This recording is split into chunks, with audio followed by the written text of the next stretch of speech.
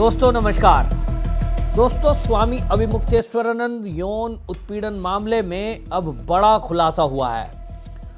आशुतोष ब्रह्मचारी, जिन्होंने इस मामले में शिकायत दर्ज कराई है, अब उन्होंने एक प्रेस कॉन्फ्रेंस प्रयागराज में की और गेस्ट हाउस में हुई उस प्रेस कॉन्फ्रेंस में उन्होंने एक लैपटॉप दिखाते हुए ये कहा कि मेरे पास इलेक्ट्रॉनिक एविडेंस पूरी तरह मेरे पास हैं, जिसमें एक और खुलासा उन्होंने किया कि ये जो 2 बटुक सामने आए हैं, इसके अलावा 20 ऐसे बटुक हैं जिनके साथ यौन शोषण हुआ है। वो आश्रम में यौन शोषण होने में उन्होंने ये भी खुलासा किया कि इसमें खाली अभिमुक्तेश्वरानंद नहीं है, इसमें कई सफेद पोश नेताओं के भी खुलासे होंगे। ये कहकर सबको चौंका दिया और आशुतोष ब्रह्मचारी ने यह कहा कि जो सबूत सामने आए हैं उसके अनुसार आश्रम में बाकायदा अय्याशी के सारे सामान थे। वहां महिलाओं के साथ भी इसी तरह का गंदा घिनौना काम होता था, जिसमें कई नेता भी इन्वॉल्व हैं। वो कौन नेता हैं? जब उनका नाम पूछा गया तो उन्होंने उसे बताने से मना कर दिया और उन्होंने कहा ये सारी जानकारी कोर्ट के अंदर रखी जाएगी और पुलिस को ये जानकारी है, पुलिस उसमें तहकीकात कर रही है। की तरफ जो हमारे छोटे छोटे नाबालिग 2 बच्चों के साथ कुकर्म किया गया। माघ मेला में 17 तारीख की रात को एक भटुक के साथ इसने कुकर्म किया। जो वहन है, जो अपनी गाड़ी है, उसमें भी इसने उनके साथ छेड़छाड़ और कुकर्म का प्रयास किया, पर बच्चों ने मना कर दिया था। पर जितना भी कर पाया है वहां भी इसने किया है। उसके सभी एविडेंस हमारे पास उपलब्ध है। इतना ही नहीं, आश्रमों में जो इनका विद्या मठ है उसमें एक मंजिल पर जो इनका एक आलीशान VIP कमरा है, जब मैंने प्रेस में बताया तो उसका सारा सामान इधर उधर कर दिया गया। जब मैंने बताया वहाँ स्विमिंग पूल है तो स्विमिंग पूल से पानी निकाल कर उसमें रद्दियाँ भरवा दी गई, क्योंकि अपने सबूत ही हटा रहा है। इसलिए गिरफ्तारी की आवश्यकता है, सबूत मिटा सकता है, सबूत हटाने का प्रयास कर रहा है। तो तमाम वहाँ कुकर्म हुए। वहाँ की एक महिला नाम बताना चाहता हूँ कि किस किस ने अपराध में लिखा। सबसे बड़े अभिमुक्तेश्वर है, जो ये गंदा काम कुकर्म करते थे। इनके सहयोगी दूसरे नंबर के इनका चेला है, चेला मुकुंदानंद, जो पहले खुद कराता है और फिर बच्चों को कहता है, भटुक को कहता है कि ये गुरु सेवा है, भगवान से मिलने का ये माध्यम है। बताइए कितना गंदा काम भगवान से मिलने का माध्यम है। और इस तरह से कराता था कि मुंह से भी कराना और गलत जगह से भी कराता था, और बच्चों को सिखाता था भटुक उसी तरह फिर करना पड़ता था। इतना ही नहीं, इसमें तीसरे अभियुक्त अरविंद का नाम, जो इनका गुरु भाई है, स्वामी पूज्य स्वामी सुब्रमण्यम जी महाराज, उनके शिष्य अरविंद जो इनके गुरु भाई हैं, उसका वो कमरों के अंदर इनको ले जाया करता था। बच्चों को सिखाने की ट्रेनिंग वही देता था। मुकुंदनंदन के सहयोग में वह सहयोगी है। उसके बाद जब यह अभिमुक्तेश्वर रात के अंदर रंगड़ियां मंगाने थे बच्चों के, और मुकुंदानंद की तरह बच्चों को कराना पड़ता था। उन बच्चों को इतना पीड़ा हुई, उनको खून भी निकलता था, उनके पेट भी खराब हो गए, और उनका मेडिकल माननीय न्यायालय के आदेश पे दोनों बटुकों का करा लिया गया। दोनों मेडिकल रिपोर्ट में पूरी की पूरी रिपोर्ट में साफ साफ लिखा है कि ये कुकर्म करता था, और सारी की चीज उसमें आ गई। इतना ही नहीं, उसके बाद जब ये कहीं दूसरे आश्रम में चला जाता था और भटकों को ले जाया जाता था, तो उससे पहले मुकुंदानंद और अरविंद भी उन बच्चों के साथ, भटकों के साथ कुकर्म करता था। इतना ही नहीं, सबसे बड़ा नाम एक खुलासा आज मैं करने जा रहा हूं, जो असली कुकर्मियों का भी इस अभिमुक्तेश्वर से ज्यादा कुकर्म ना करता हो। जितने आश्रम है, चाहे वो इनके हों, चाहे इनके गुरु भाई जो वो दूसरे मठ के जो शंकराचार्य बने बैठे हैं उनके आश्रम हो, वहां के CEO प्रकाश उपाध्याय, जिनको सबसे ज्यादा शौक बच्चों को कुकर्म करने का है, उनका नाम भटुकों के बयानों में प्रकाश में आ गया है। भटुकों ने साफ साफ कहा कि यह वह CEO है जो बाढ़ पीड़ित इलाकों से नाबालिग बच्चों को लेके आता है। सेटिंग होती है, वहाँ पैसे दिए जाते हैं, उन बच्चों के जिनके माँ बाप नहीं होते उनको आश्रमों में रखा जाता है शिक्षा के नाम पर, और वहाँ क्या होता है, वहाँ इस तरह के कुकर्म कराए जाते हैं। ये भी नहीं, इतना भी पता चला VIP भी आते थे, उन पार्टियों के नेता आते थे जिनको इस तरह का शौक है। उनके भी नाम जल्द आपके सामने कोर्ट के बाद खुलासा करेंगे, आज नहीं कर रहे। बहुत सारे VIP ऐसे हैं जो इस काम में लिप्त हैं। जिनका भी बहुत बड़ा एविडेंस हमारे पास है। और ये वाला लैपटॉप है, यही वो लैपटॉप है जिसके पिटारे के अंदर सारे सबूत विद्यमान है। गंदे गंदे काम ऐसे संत को तो सच पूछो तो सनातन के लोगों को काले गधे में बिठाकर काला मुंह करके इस सजा तक पहुंचाने में सहयोग करना चाहिए। अब यह मामला बहुत गंभीर हो जाता है अगर यह खुलासा होता है। दूसरी तरफ ये जो दो बटुक थे जिनका बयान जज के सामने इस मामले में पॉक्सो एक्ट में पॉक्सो कोर्ट के अंदर हो चुका है, वो आज तक चैनल पर आए और आज तक चैनल पर उन्होंने मुंह ढका हुआ था, क्योंकि ये कानून में लिखा है कि अगर कोई बच्चे नाबालिग हैं तो उसकी पहचान उजागर नहीं की जा सकती, और इसलिए उनका मुंह ढका हुआ था। उन्होंने इंटरव्यू में कहा है, उन्होंने बोला कि ऐसे 20 बच्चे हैं जिनका आश्रम में यौन शोषण होता है, और उस यौन शोषण में उन्होंने कहा कि आश्रम के कई लोग इन्वॉल्व हैं, और खुलकर उन्होंने स्वामी अभिमुक्तेश्वरानंद सरस्वती का भी नाम लिया। उन्होंने कहा कि अभिमुक्तेश्वरानंद सरस्वती सभी बच्चों के साथ यौन शोषण करते हैं, और उन्होंने ये कहकर सबको चौंका दिया कि बाहर से भी लोग आते हैं, आश्रम में आते हैं, आश्रम में ठहरते हैं, और जब वो आश्रम में ठहरने वाले लोग हैं उनके सामने उन बच्चों को परोस दिया जाता है। जब उनसे पूछा गया आज तक के पत्रकार के द्वारा कि अभी तक इस मामले में खुलासा क्यों नहीं हुआ, उन्होंने कहा कि आश्रम के अंदर सीसीटीवी कैमरे लगे हुए हैं, बच्चों को बाहर नहीं जाने दिया जाता है, निगरानी में रखे जाते हैं। हम तो केवल उस समय जब माघ मेले में ये हंगामा हुआ और पुलिस की लाठीचार्ज जब हुई, वहाँ तो भगदड़ बची, उस भगदड़ में हम भाग कर जो आशुतोष ब्रह्मचारी के जो टेंट लगा हुआ था उसमें चले गए, और हमने वहाँ उनकी मदद लेने के लिए सारी बात उनको बताई। पहले से हमारा उनसे कोई परिचय नहीं है, लेकिन हमको लग रहा था क्योंकि आश्रम में एक आध बार पहले कभी आए थे तो ये आगे बात हमारी पहुंचा सकते हैं, और इसलिए अब ये मामला बहुत संगीन हो गया है। इसमें ये कहकर और खुलासा करते हुए ये कह दिया आशुतोष ब्रह्मचारी ने कि ये सारा मामला जो है हाई प्रोफाइल मामला है, आश्रम से जुड़ा हुआ मामला है। और जब पत्रकारों ने उनसे कहा कि तुम्हारे ऊपर भी कई केस बताए जा रहे हैं, 23 केस हैं, हिस्ट्री सीटर आप रहे हो, तो उन्होंने कहा यह अखिलेश यादव की सरकार थी और मैं धर्म के लिए, मंदिर के लिए मैदान में लड़ाई करता था पब्लिक के साथ। उसी दौरान मेरे ऊपर केस दर्ज किए गए हैं, जिसमें कई केस तो कोर्ट के द्वारा वो समाप्त हो गए, यानी फर्जी आरोप थे, कोर्ट में सिद्ध नहीं हुए, मैं उनमें बरी हो चुका हूं। जब उनसे ये कहा गया कि योगी आदित्यनाथ की सरकार आने के बाद भी कुछ मुकदमे आपके ऊपर लगे हैं, तब उन्होंने ये कहा कि ये जो मुकदमे हैं इसमें एक में भी मुझे सजा नहीं हुई है, इसका मतलब ये आरोप भी फर्जी है। यानी कहीं ना कहीं एक बात समझ में तो आ रही है कि आशुतोष ब्रह्मचारी, मान लीजिए चलो हमने माना कि वो क्रिमिनल है, खराब है, क्या अगर वो बटुक उससे मदद मांग रहे हैं और उन्होंने ये कहा कि हमारे साथ यौन शोषण हुआ, तब इसको क्यों नहीं माना जा रहा? अभी तक तो गिरफ्तारी हो जाती। भाई कोई और होता, पॉक्सो एक्ट में ये कानून है कि आरोप लगते के साथ ही पहले ही गिरफ्तारी होती है, बाद में जांच होती है।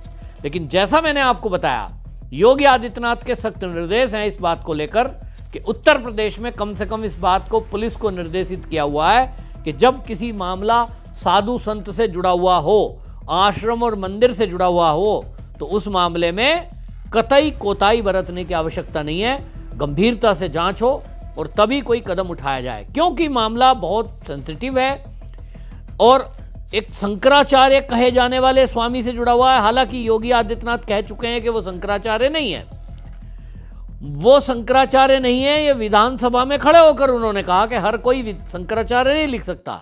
लेकिन उसके बावजूद भी एक आश्रम संचालित करते हैं, लाखों उनके भक्त हैं देश के अंदर और भगवाधारी संत हैं, खराब हैं सही हैं ये कोर्ट निर्णय करेगा।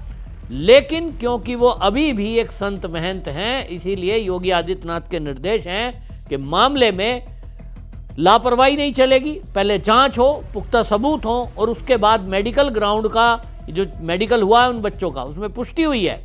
अब लोग सवाल कर रहे हैं कि सब मेडिकल में ये तो पुष्टि हो गई, चलिए इनके साथ यौन शोषण हुआ है, लेकिन ये कैसे पता लगा कि अभिमुक्तेश्वरानंद उसका दोषी है कि नहीं?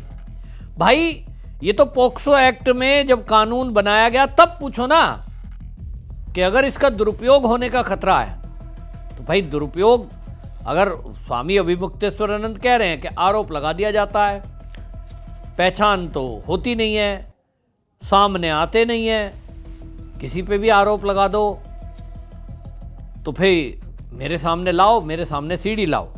तरफ से भी पोस्ट होना शुरू हो चुका है। ऐसा है कि झूठ की उम्र लंबी नहीं होती। फरेब जो है एक न एक दिन धराशायी हो जाता है। तो जो झूठ लेकर के आए थे, एक कहानी बना के लेके आए थे,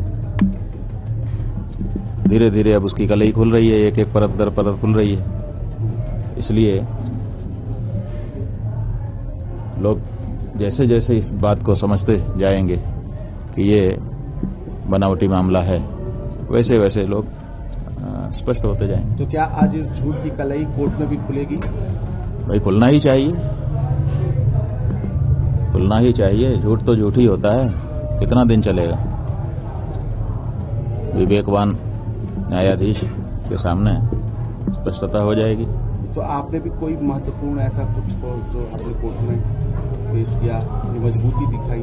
अब ये तो अधिवक्तागण हैं वहाँ पर, और जो प्रमाण है वो सब है ही हैं, वो सब वहाँ रखे जाएंगे। स्वामी जी, अगर पक्ष में आता, अगर पक्ष में नहीं आता है तो आगे कोर्ट में भी जाने की तैयारी भी है?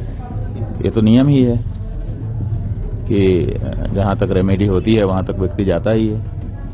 मेडिकल रिपोर्ट में एवं सोशल की पुष्टि भी होती है। बात यह है कि मेडिकल रिपोर्ट क्या आती है, उसमें हमारे संलिप्त होने की बात कैसे आ सकती है? आप तो कुछ भी कोई कह देगा मान लेंगे। उन्होंने कह दिया कि मेडिकल रिपोर्ट आ गई और उसमें प्रमाणित हो गया कि इन्होंने कुकर्म किया। ये वक्तव्य हो सकता है, लेकिन आप भी जानते हो, सब जानते हैं कि एक तो इतने दिनों के बाद की गई मेडिकल रिपोर्ट का कोई मायने नहीं है, और दूसरे अगर मेडिकल रिपोर्ट की गई होगी, मेडिकल हुआ होगा, मान लो कि उस बच्चे के साथ ऐसा कृत्य कभी हुआ हो, तो वो निकल करके आ सकता है, लेकिन किसने किया इसके लिए तो अभी बड़ी मशक्कत करनी पड़ेगी, क्योंकि जो बच्चा हमारे पास कभी आया ही नहीं, उसके साथ हमारे नाम को जोड़ पाना ये इतना सरल नहीं है। तो आपको क्या लगता है जो बच्चा आरोप लगा रहा है उसको और उसके परिवार वालों को भी अपने गिरफ्त में रखा होगा? गिरफ्त में क्या, बाकायदा खतरा भी होगा उस बच्चों को? वो तो उन्हीं के साथ रह रहे हैं। पुलिस ने भी कभी नहीं कहा कि बच्चे को जुवेनाइल बोर्ड में भेजो। बच्चों के माता पिता ने भी नहीं कहा कि हमारे साथ रहे बच्चा। बच्चा उन्हीं के साथ क्यों है? जो अखबार में समाचार आया था हरदोई के कि होटल में बच्चों को रखा गया है, पत्रकार भी बाहर खड़े थे, उनसे भी तो कहाँ मिलने दिया गया। तो जब बच्चे उसी के कब्जे में हैं, क्यों हैं? एक ऐसा व्यक्ति जो हिस्ट्री शीटर है, उसके साथ नाबालिग बच्चे उसी की कस्टडी में लगातार महीनों से बने हुए हैं। आखिर क्यों बने हुए हैं? आखिर क्यों उत्तर प्रदेश की पुलिस उसको ये मौका दे रही है? आखिर इसके पीछे क्या उद्देश्य है? इसी से समझ में आता है कि उत्तर प्रदेश की पुलिस उसको संरक्षण दे रही है और बच्चों को उसके साथ रह करके बयान आदि के लिए तैयार कर रही है। लेकिन केवल बयान से नहीं होता है, इसके लिए व्यवस्था आप बनावटी कितनी भी बनाएं, जो सच है वो सच ही रहने वाला है और जो झूठ है वो झूठ ही रहने वाला है। आशुतोष ने कहा था जो लैपटॉप में बताया कि सारे साक्ष्य मौजूद हैं, तो उसको लेकर कैसे देखते? बात यह है कि जो व्यक्ति उतावला है बताने के लिए, एक एक बात बताते जा रहा है, जो सच है जो झूठ है सब बोलता चला जा रहा है। उसके पास लैपटॉप में कोई चीज हो और उसके बाद वो लैपटॉप को केवल बंद रखेगा। ये कहावत अपने पुराने लोगों ने कही है, बुजुर्गों ने, कि बंधी मुट्ठी लाख की और खुल गई तो खाक की। वो लैपटॉप जब तक बंद है तभी तक आप लोग उस पर कयासबाजी करके महत्व दे सकते हैं। जिस दिन वो लैपटॉप खुला पता चलेगा कि इसमें कुछ है ही नहीं। महाराज जी, नार्को टेस्ट की भी मांग कर सकते हैं आप, क्योंकि जिस तरह बात यह है कि नार्को टेस्ट जो है अगर वो सच को जानने के लिए जरूरी है तो बिल्कुल होना चाहिए। इसी तरह से जो भी और तरीके हों, हम तो अभी सब तरीके नहीं जानते हैं कि सच को जानने के कौन कौन से तरीके हैं। जो भी तरीके हों उन तरीकों को आजमाया जाए और सच को सामने लाया जाए। स्वामी अभिमुक्तेश्वरानंद इस मामले में अब वो जो कह रहे हैं, इसके काउंटर में आपको बता दें, एएनआई से बात करते हुए ये जो आशुतोष ब्रह्मचारी हैं उन्होंने पूरा खुलासा किया है। सुनिए आप क्या कहा उन्होंने। अभियुक्त तो कहाँ जाएगा अपने बचाव में? अभियुक्त तो इसलिए दर जाएगा कि भाई कहीं उसको न्याय मिल जाए, पर मेरा मानना है ऐसे पर्याप्त साक्ष्य हमारे पास उपलब्ध है। कभी वो यूपी पुलिस पे आरोप लगा रहे हैं तो कभी कह रहे हैं कि कांग्रेस की जहाँ सरकार है वहां की पुलिस जांच कर ले। मैं तो कहता चाहता हूं कि आप विश्व की सबसे जो सक्रिय पुलिस मानी जाती है स्कॉटलैंड यार्ड है, आप वहां से करा लो। नहीं बच पाओगे। आपके खिलाफ इतने सबूत हमने इकट्ठे कर लिए हैं, इतने सबूत दे चुके हैं कि अब आपको ये जो आप षड्यंत्र रच रहे हैं इसका अंत आ चुका है, कलयुग का अंत आ गया है। आशुतोष ब्रह्मचारी के इन आरोपों को जब मीडिया ने स्वामी अभिमुक्तेश्वरानंद सरस्वती के सामने रखा कि आपके ऊपर ऐसे आरोप लगे हैं और वो कह रहे हैं कि 2 बच्चे तो सामने आए हैं, उन्होंने कह दिया ये जो आज तक पे इंटरव्यू हुआ यही गलत हुआ है। अभिमुक्तेश्वरानंद जी, बच्चों का इंटरव्यू हुआ है, आप कह रहे हो पहचान उजागर नहीं होती, बिल्कुल सही कह रहे हो, लेकिन आज तक पे जो बच्चों का इंटरव्यू हुआ उनके मुंह पर कपड़ा बंधा हुआ था, उनकी पहचान उजागर नहीं हुई, उनका नाम नहीं बताया गया, उनका गांव नहीं बताया गया, किसी को नहीं बताया गया। अब जो आरोप आपके ऊपर लगे हैं, अभी तक भी योगी आदित्यनाथ अगर सीएम ना होते और अखिलेश ही होते तो निश्चित रूप से अभी तक गिरफ्तारी हो गई होती और जेल में होते, कोई एक्सक्यूज नहीं था। लेकिन योगी आदित्यनाथ सीएम हैं तो आपको मैंने बताया कि इसीलिए अभी तक गिरफ्तारी नहीं हुई, पहले इसकी जांच हो रही है। जो सीडी दी गई है वो कोर्ट के पास है, पुलिस इन्वेस्टिगेशन कर रही है अपने तरीके से, तो पुलिस को भी वो चीज़ें दिखाई गई हैं और पुलिस सारे साक्ष्य जुटाएगी, आश्रम में विजिट करेगी, सारी चीज़ें देखी जाएंगी। और क्योंकि योगी आदित्यनाथ अभी जापान में थे, मैं समझता हूँ इसीलिए पुलिस ने भी कोई कार्रवाई नहीं की है। विदेश यात्रा पर हैं, वहाँ कोई डिस्टर्ब करना नहीं है। अब योगी जी वापस आएँ और उसके बाद पूरी जानकारी उनको रखी जाएगी, क्या क्या सबूत सामने आए हैं, क्या चीज़ें पुलिस के हाथ लगी हैं, उसके बाद ही अगला एक्शन लिया जाएगा। गंभीरता को समझा जा रहा है। जिस तरह से योगी आदित्यनाथ के विरुद्ध एक षड्यंत्र किया जा रहा है उत्तर प्रदेश में, अखिलेश यादव उसको सह दे रहे हैं। वो विपक्षी दल है, ठीक है, लेकिन षड्यंत्र ठीक नहीं है। और षड्यंत्र क्या है? ब्राह्मणों को योगी जी से अलग कर दो। यूपी में एक नैरेटिव चलाओ कि योगी ब्राह्मण विरोधी हैं, इसलिए योगी आदित्यनाथ भी फूक फूक कर कदम रख रहे हैं। यहाँ डिप्टी सीएम का भी नाम आया है और आशुतोष ब्रह्मचारी ने यह कहकर सबको चौंका दिया कि एक डिप्टी सीएम यूपी के इस मामले में तूल दे रहे थे। पत्रकारों ने पूछा क्या यौन शोषण में? उन्होंने कहा नहीं, यौन शोषण में नहीं, लेकिन जब माघ मेले में बवंडर चल रहा था और धरना चल रहा था इनका, अभिमुक्तेश्वरानंद सरस्वती का, तो एक डिप्टी सीएम थे जो ये कह रहे थे कि आप अपने धरने को जारी रखो, मैं पानी पिलाऊंगा तब धरने को खत्म करना। वो डिप्टी सीएम कौन थे? उन्होंने नाम तो नहीं बताया, लेकिन आप समझ सकते हैं कौन एक डिप्टी सीएम ऐसा था जिसने स्वामी अभिमुक्तेश्वरानंद सरस्वती, जिसके बारे में ये कहा जा रहा था कि वो शंकराचार्य नहीं है, विवादित हैं, सुप्रीम कोर्ट में केस पेंडिंग है, और योगी आदित्यनाथ विधानसभा में खड़े होकर कह रहे हैं कि कोई भी व्यक्ति ऐसे ही शंकराचार्य अपने नाम के साथ नहीं लगा सकता। और ऐसे में उत्तर प्रदेश के एक डिप्टी सीएम खुलेआम ये कहें कि मैं भगवान शंकराचार्य जी महाराज के चरणों में प्रणाम करते हुए उनसे क्षमा मांगता हूं। क्यों भाई? आपका सीएम अगर कुछ कह रहा है, आप उसके दूसरे रास्ते पे क्यों चल रहे हो? तभी पता लग रहा था कि ये जो केशव प्रसाद मौर्य हैं ये कुछ अलग रास्ता पकड़े हुए हैं। मैंने उस समय वीडियो में आपको बताया था, मेरे पास जो सोर्सेज हैं, मैंने इसको इसी तरह से लिया था कि जो केशव प्रसाद मौर्य हैं वो विश्व हिंदू परिषद में रहे हैं और उनका संतों से अटैचमेंट पहले से है, राम जन्मभूमि आंदोलन से है। तो इतना भर तो ठीक है कि उन्होंने संपर्क किया होगा, फ़ोन पे बात की होगी, उनको चिंता रही होगी।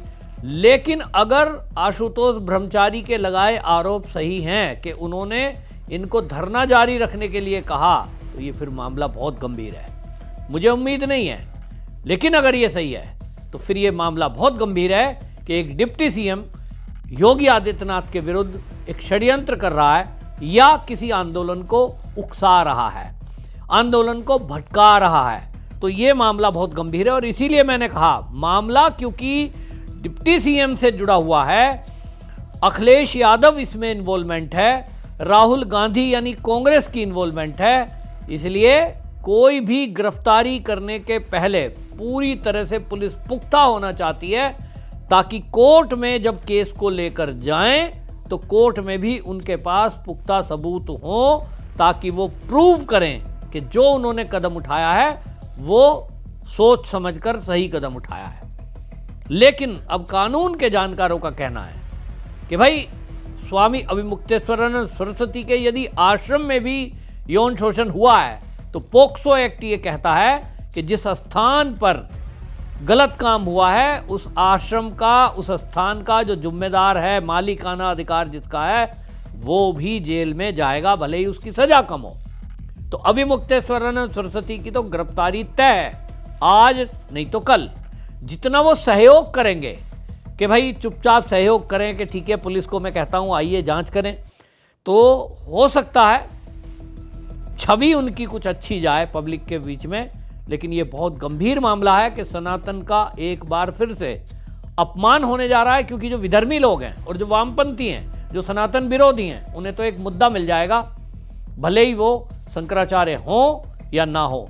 मुझे इस बात का दुख है कि एक बार आसाराम बापू और ऐसे संतों के बाद अब एक शंकराचार्य जैसे कहे जाने वाले साधु के ऊपर भी अगर इस तरह के आरोप सिद्ध होते हैं तो ये बहुत चिंता की बात है कि आखिरकार आश्रमों में हो क्या रहा है। आपकी क्या राय है कमेंट में जरूर लिखें, वीडियो शेयर करें। वंदे मातरम।